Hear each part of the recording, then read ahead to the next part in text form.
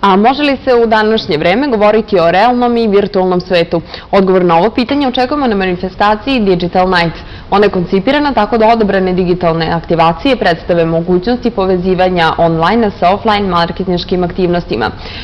To će nam pojasniti Miloje Sekulić ispred manifestacije Digital Night. Dobro jutro i dobrodošli.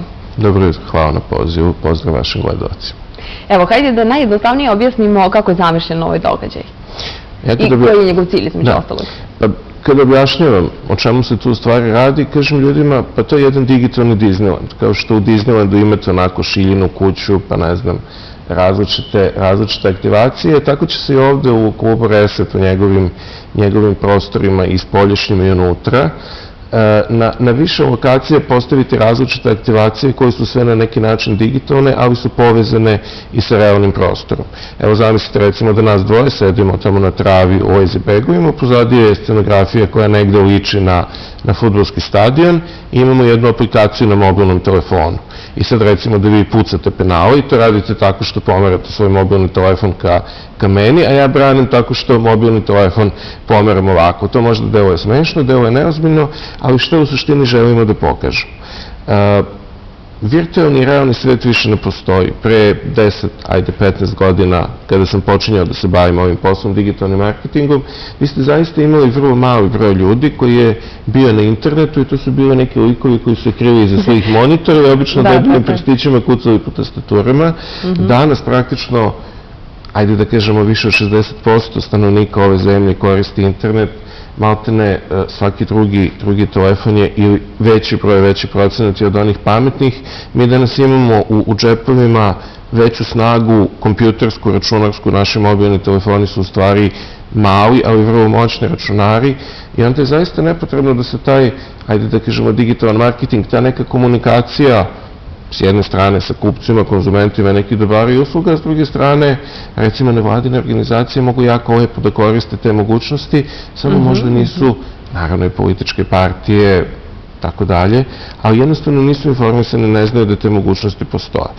Najlepše je to ljudima pokazati kroz vežbu, kroz praksu i kroz mogućnost da su u jednom zaista lepom prostoru, u jednom prijatnom ambijentu, u jednoj lepoj večeri koju ćemo se potruditi da organizujemo, da se pokažu te razne mogućnosti da se ljudi inspirišu. Eto, to je ideja.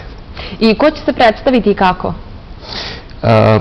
Pretpostavljam da je ovo komercijalni program, tako da ne znam da li smijem da pominjem imena organizatora. Predstavit će se jedna digitalna agencija koja posluje u Novom Sadu protekle 2 godine, zove se Homepage i okuplja 20-ak vrlo mladih ljudi, ja sam sa svojim sedom bradom izuzetak, znači izuzetno mladih ljudi koji su od programera, dizajnera, ljudi koji se bave nekom komunikacijom, pisanjem, imam tu dosta novinara, pošto najviše poslujemo u oblasti vođenja naloga na društvenim mrežama, pa onda je jako bitno da tu pišete neke sadržaje i tako dalje, malo ne kreirate male medije. Naravno, sve se dešava u klubu Reset, pa je to prilika i da preko, pa očekujemo između 300 i 350 zvanica koje će se pojaviti u jednom trenutku, bilo da su iz biznisa, bilo da su iz medija, naravno i vi ste pozvani, dobrodošli. Ili su to jednostavno blogeri, ljudi koji su aktivni na društvenim mrežama, pevači, glumci, muzičari. Očekujemo ekipu Državnog posla da nas se pridruži, naravno, i tako dalje. Da, zapravo svi oni koji imaju udela u tom digitalnom svetu, da tako kažemo. Da, na neki način koji žele, da kažemo, istaknuti pojedinci.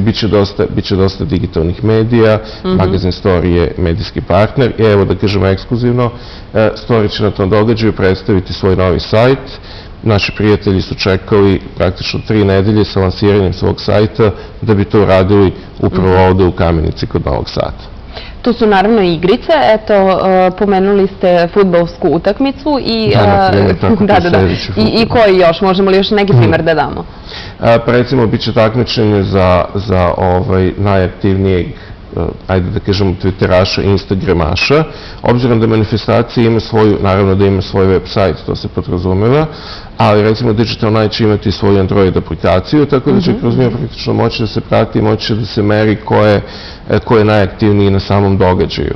Recimo Digital Night je dešavanje koji ima svoju bazu podataka, tako da praktično čitave organizacije i sve ono što se dešava, znate, kad pravite neki događaj, kad zovete goste, primete neke silne spiskove, pa to jurite nečije adrese, ovo se sve radi uz jednu bazu podataka i praktično sva komunikacija ka onima koje zovemo ide kroz Quick Mission. Mi kažemo našem savjetu sale, na primjer Salena, izdvoji nam one koji su rekli da će doći, a da će to raditi, pošto postoji organizovan autobuski prevoz iz Beograda, izdvoji njih i pošalje im ovaj mail. Tako da je u mnogo čemu da kažemo unapređeno sve to što se inače radi kad se organizuju manifestacije. Birat će se koktel, postoji osmišljen Digital Night koktel, davat će se imena drugim koktelima koji će se tu praviti na licu mesta, na pokretnom šanku i tako dalje. Biće onako lepo, veselo, a mislim je dosta poučno i edukativno, zato što se generalno o tim mogućnostima vrlo malo zna, a one su zaista ogromne. Upriličen je, kao i na svakoj manifestaciji, muzički program, nastupit će Lena Kovačević. Pa otkud ta saradnja? Pa Lena je Twitterašica, mi smo se upoznali, ajde da kažem, preko Twittera. To je ovaj primjer, znači upoznali smo se prvo u tom, da kažem, virtualnom svetu i onda kad smo razmišljali o događaju, onda je bilo logično pa ko nego Lena, ona je naša, ona je tu i naravno, sem što je tako jedno predivna, ima divnu muziku. Biće tu i sportista, pa koja je njihova uloga? Ako se ne varam, prisustvovaće naša Novosađanka Ivana Španović. Jeste, bit će Ivana i vrlo smo radosni zbog toga. Pa Aca Šapić je pre neki dan rekao otprilike da vaterpolisti onako u pauzama iskoču iz bazena i gledaju na svojim telefonima koji ih prati na Twitteru i što kaže Ivana je vrlo aktivna u tome, znate da praktično kad se ono takmiči i tako dalje, da se obično tu postavi neki hashtag, preskoči Ivana toliko ili ne znam, podržavamo te i tako dalje, onda ljudi daju podršku, tako da će i ona pokazati koliko je to u suštini znači. Eto, prijave su završene, spomenuli smo otprilike kakav će biti sastav gledalaca, da kažemo kakav će, odnosno kada se održava tačno Digital Night? To se održava večeras u klubu Reset u Kamenici, počinje od 19 časova, to je prijem gostiju, crveni tepih i tako dalje. Biće onako zanimljivo, ajde sad da ne otkrivam detalje, ali otprilike kako se nađete na tom crvenom tepihu i kako se sa svojom kartom personalizovano na koje je vaš Twitter nalog i na koje je određeni QR kod, kako s tim prođete kroz čitač, sam događaj će vas pozdraviti, pojavit će se vaša slika na velikom ekranu i onda praktično ulazite u taj čarobni svet digitalnih komunikacija. Najljepše vam hvala na ovom razgovoru. Hvala vam, vidimo se večeras.